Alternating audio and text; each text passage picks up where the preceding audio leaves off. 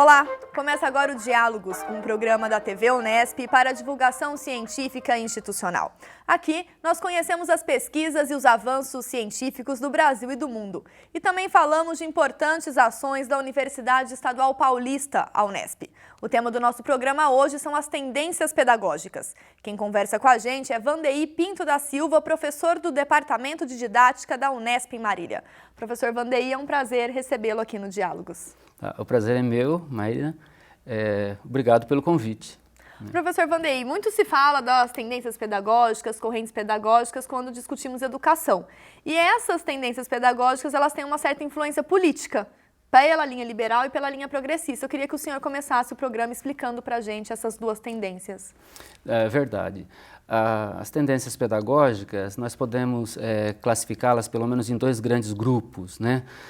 Um grupo que se volta mais para o status quo da sociedade vigente, não é?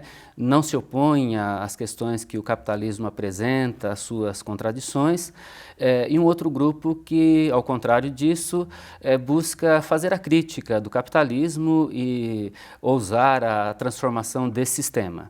Então, dentro desta primeira perspectiva, que nós chamamos mais liberal, mais conservadora, não é?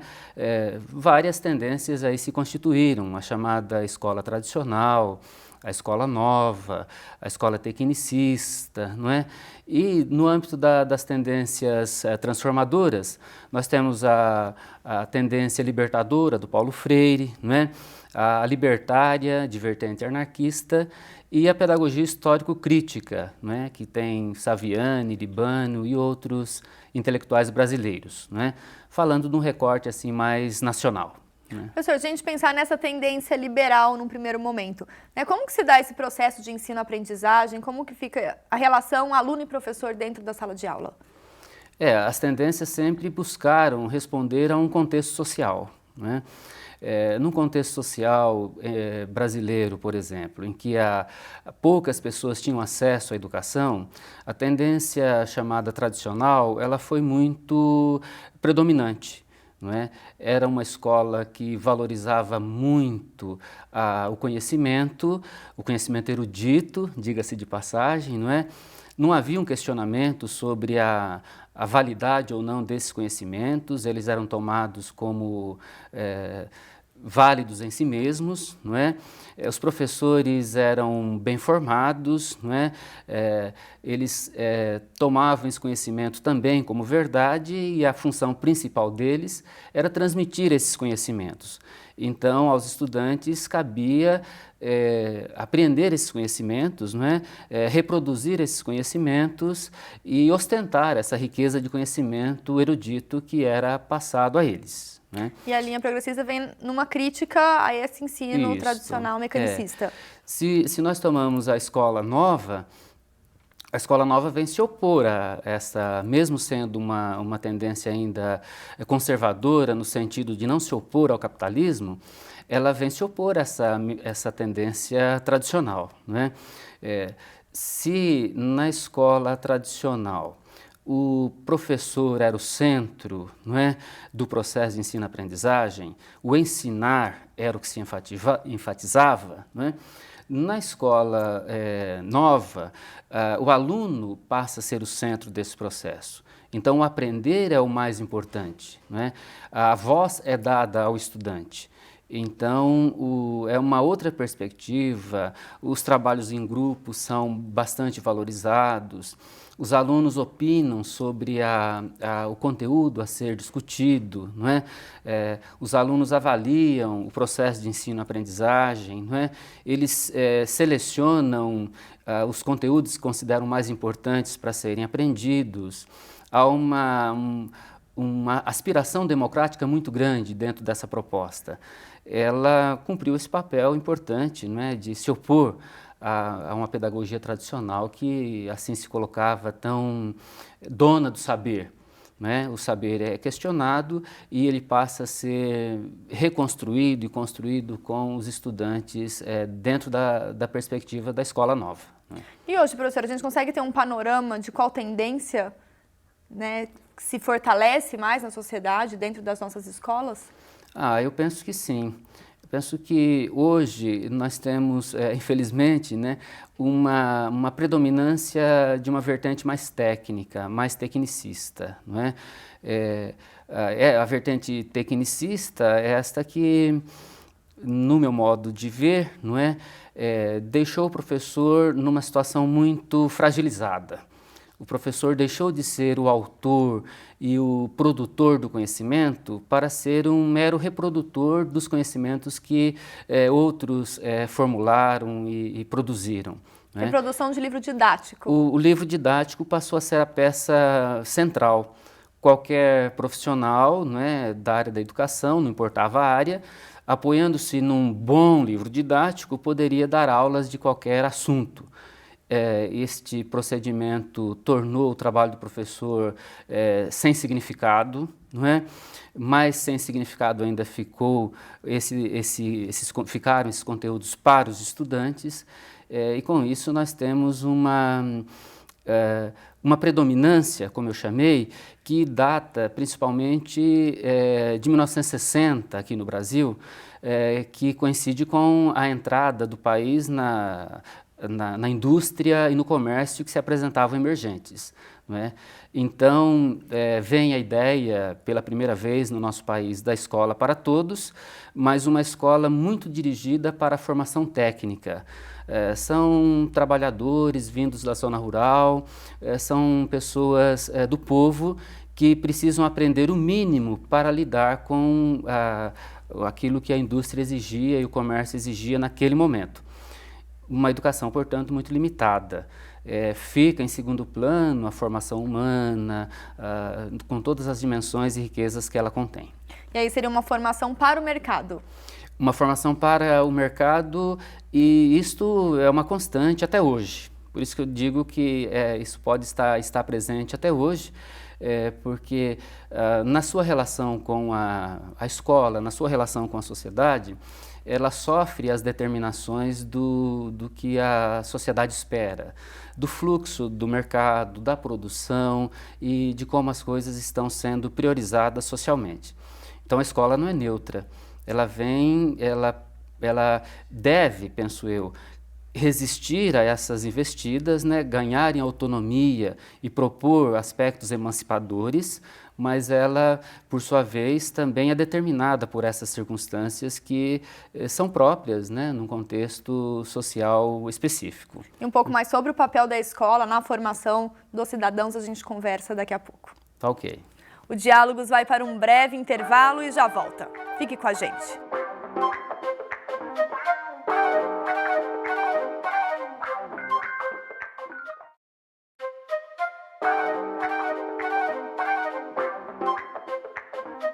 Estamos de volta e hoje a nossa conversa é sobre tendências pedagógicas com o professor da Unesp em Marília, Vandeir Pinto da Silva. Professor, terminamos o último bloco falando do papel da escola. Um dos focos, primeiro, sempre foi a formação para o mercado, mas também tem a questão do acesso ao conhecimento. Como que o senhor pode definir para a gente o papel da escola?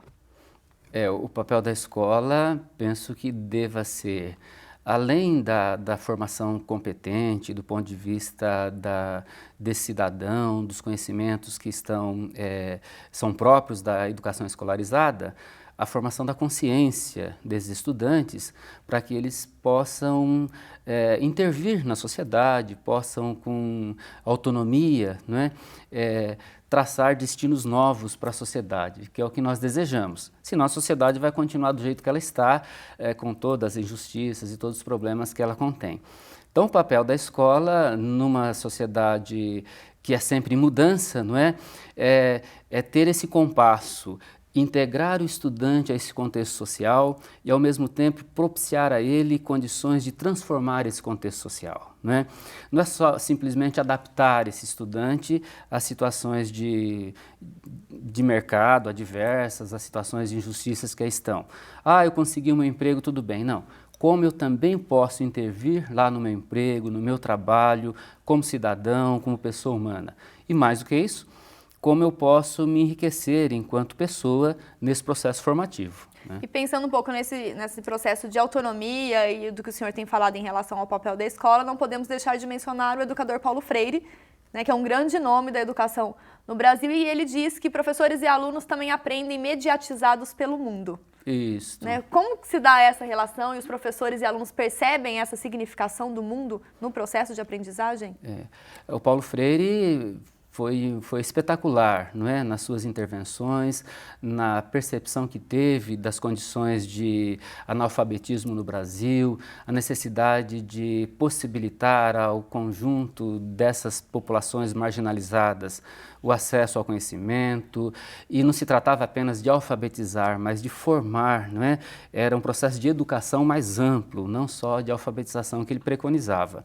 É importante perceber, sim, não é? Que num processo de formação, nós buscamos condições para uma visão mais adequada do mundo, uma visão mais crítica desse mundo, e busquemos também condições de intervir nele, não é? Então, Paulo Freire representou, ao menos na minha juventude, não é? Quando lia a Pedagogia do Oprimido, uma grande esperança para a superação dos modos autoritários de conduzir a educação, a escola, o saber, não é? Como forma de buscar no diálogo, não é? Que o Paulo Freire sempre insistiu, uma relação horizontal entre professores e estudantes, onde ambos aprendem, não é? O professor contribui com o seu conhecimento, na especificidade daquilo que lhe é próprio, não é? E os estudantes também contribuem na especificidade das experiências que eles têm, para o conhecimento, para a construção cultural dentro do contexto em que eles estão. Então, ambos se enriquecem, né, nesta troca que Paulo Freire preconizou, né, pensando especialmente aquelas populações marginalizadas do conhecimento científico e escolar. Mas o senhor acredita que a escola hoje ela consegue incorporar, de certa forma, essa visão horizontal de lidar com professores e alunos no mesmo nível, ou ainda não? Olha, é muito difícil estabelecer um diálogo franco, aberto, produtivo com os estudantes hoje, não é? São várias, as turmas são heterogêneas, são vários os interesses que estão em jogo, não é? Mas na sala de aula, certamente o professor buscará os patamares necessários para esse diálogo, e é importante que ele busque. Isso ele não encontrará, né, em nenhuma teoria educacional a priori, né, encontrará inspirações, fundamentações, etc., mas não vai estar nada pronto. Ele vai ter que construir na relação com seus alunos, né, e descobrir como prender a atenção deles, né? Como considerar o que eles já têm como importante, buscar um link com essas aspirações dos estudantes para poder travar um diálogo. Mas, seguramente, está muito difícil, né, no âmbito do que se coloca a escola hoje, que passa por uma crise muito grande, né? Há muitas interrogações sobre o sentido dela, se o conhecimento, ou pelo menos as informações, não podem ser obtidas de outras formas que não pela escola. Eu mesmo me questiono quanto à necessidade de tantos anos de escolaridade, não é? Para os objetivos ainda modestos que nós temos conseguido atingir, não é? Institucionalizamos as crianças desde muito cedo, não é? E tudo bem, né? Nossos filhos estão lá nas escolas de educação infantil, mas que tipo de formação está sendo dada ali? Não é? Nós temos que aproveitar esse tempo, entender, depois da educação infantil, ensino fundamental, ensino médio, um tempo como um tempo de trabalho, né? Um tempo que deverá ser bem valorizado.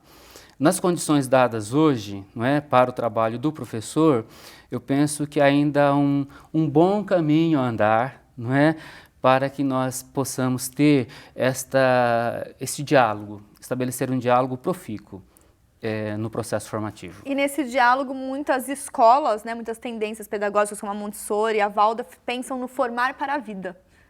O que vem a ser esse formar para a vida? O formar para a vida pode ser também um slogan, né? Porque o que é a vida, né? A vida, ela é o trabalho, é formar para o trabalho, a vida é formar para o preparo ao vestibular, a vida são as relações interpessoais que nós vamos estabelecer, então pode se tornar um chavão esvaziado, formar para a vida.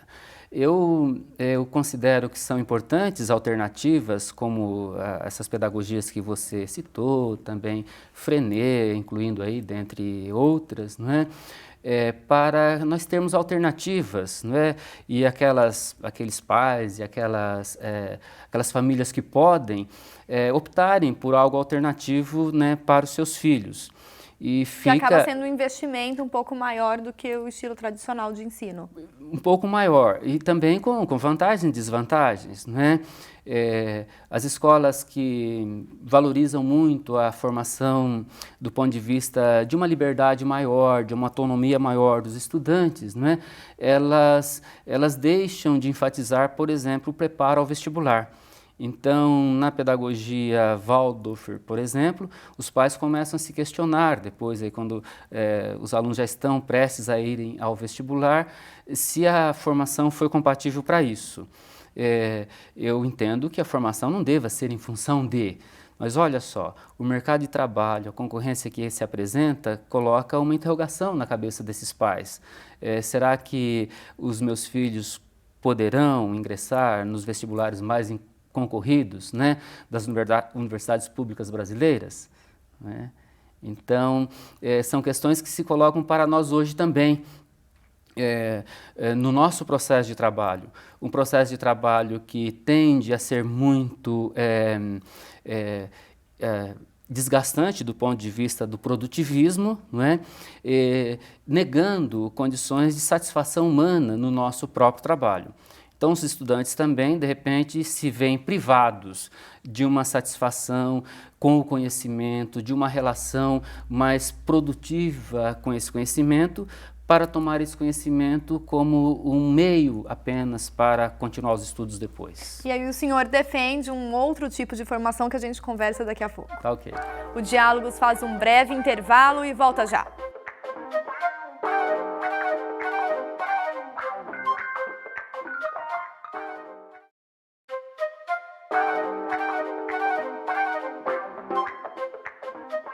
O Diálogos está de volta e hoje nós conversamos com o professor da Unesp de Marília, Vandeir Pinto da Silva, sobre tendências pedagógicas.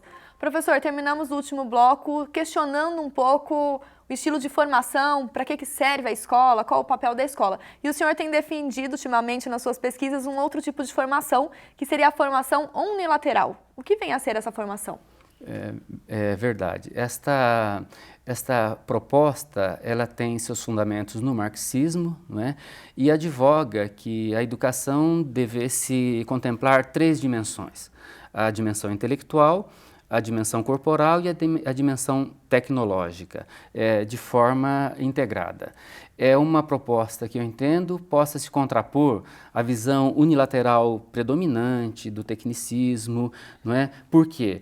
O estudante não é só cabeça, não é só intelecto, né? O estudante precisa de uma formação intelectual, evidentemente, conhecer a língua, a pátria, conhecer as diversas disciplinas que compõem o currículo, etc. Mas os estudantes têm que desenvolver também as suas dimensões corporais, aqui entendidas, não é, e atualizadas, a sua sensibilidade como um todo. Não é? É com o nosso corpo que nós nos relacionamos com o mundo. Então, desenvolver as habilidades no campo da dança, do canto, da arte, não é?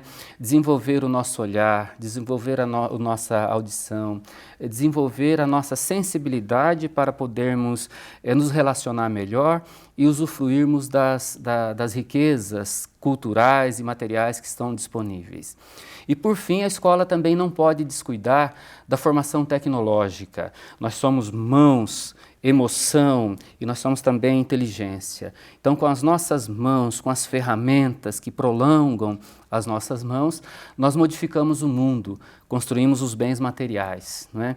E essa dimensão ela é fundamental também aos estudantes.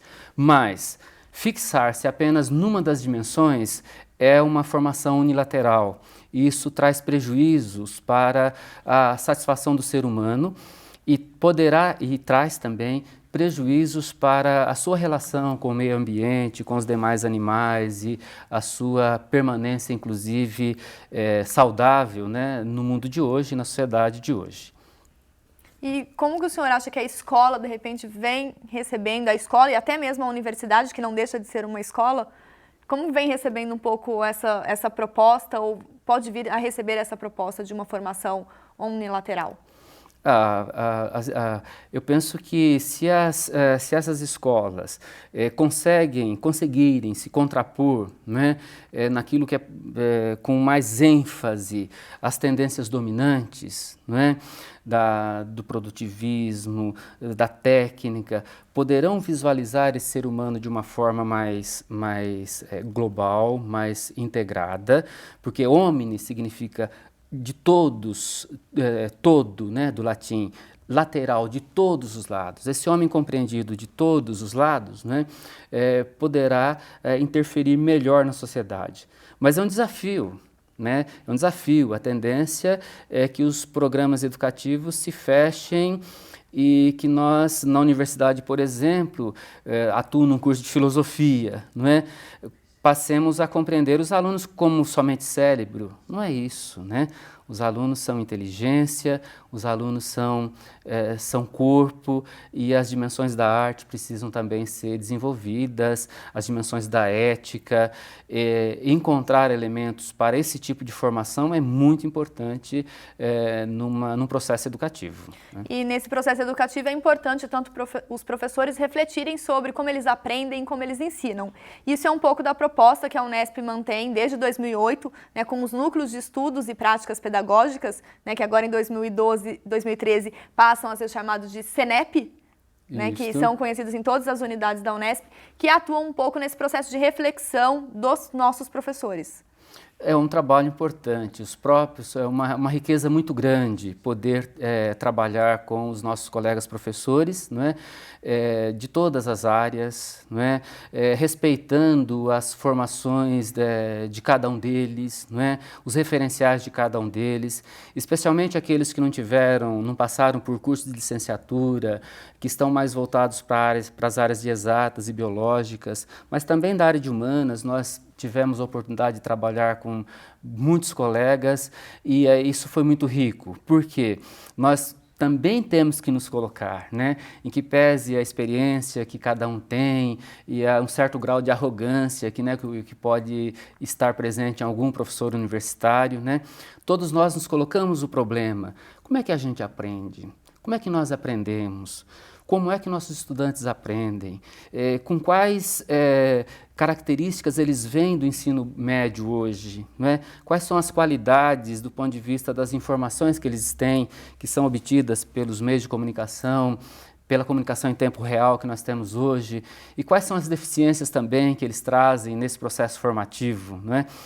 Como é que nós vamos, então, também na universidade, e com essa proposta de articular ensino, pesquisa, extensão, receber esses estudantes e, considerando-os no estágio em que eles estão, podermos produzir o máximo com eles, atingir o patamar mais rico do ponto de vista da formação deles e nossa. Então, esses desafios têm sido muito importantes, não é? Como é que nós avaliamos o trabalho, o trabalho dos estudantes? Somos professores tradicionais, somos professores da vertente da escola nova, somos professores tecnicistas, somos professores da teoria histórico-crítica, que é a teoria que está na base, né, do trabalho do NEP, agora o CENEP, mas sem impormos, né, sem dificultarmos o diálogo com aqueles que são leitores e estudiosos de Piaget, de outros estudiosos que têm semelhanças, mas têm diferenças em relação à fundamentação teórica que o CENEP, no caso, tem, né, deverá manter, né, como referência principal de sua análise. Então, abrir-se ao diálogo é importante, o professor universitário também precisa disso, a dinâmica que estabelecemos nesses cursos, não é? Ela é uma dinâmica de ouvir esses professores, de juntos traçarmos diretrizes, e é por isso que aqueles que participam avaliam como muito positivo, né, o trabalho do antigo NEP e agora do CENEP, e ele se torna também gratificante para nós que nos dispomos, além de tantas outras atividades nas nossas unidades, a também esse trabalho com os colegas, não é? Porque também é o nosso trabalho na área educativa e formativa. Professor Vandery, gostaria de agradecer enormemente a sua participação para abrir esse diálogo conosco a respeito da educação, que é tão fundamental para todos nós. Tá, eu também agradeço, eu fico à disposição para outros momentos e para dialogar, né, com vocês e com aqueles que nos assistem. Obrigado. O Diálogos de hoje fica por aqui. Acompanhe a TV Unesp e o nosso programa também pela internet. Compartilhe os conteúdos e comente. Obrigada pela companhia, até semana que vem.